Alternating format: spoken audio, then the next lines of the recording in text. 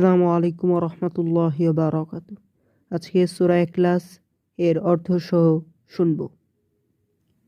বিসমিল্লাহির রহমানির রহিম। দয়াময় পরম দয়ালু আল্লাহর নামে শুরু করছি। কুল হুয়াল্লাহু আহাদ। বলুন হে নবী, তিনি আল্লাহ এক ও অদ্বিতীয়। আল্লাহু সামাদ। আল্লাহ কারোর মুখাপেক্ষী নন, সকলেই তার মুখাপেক্ষী।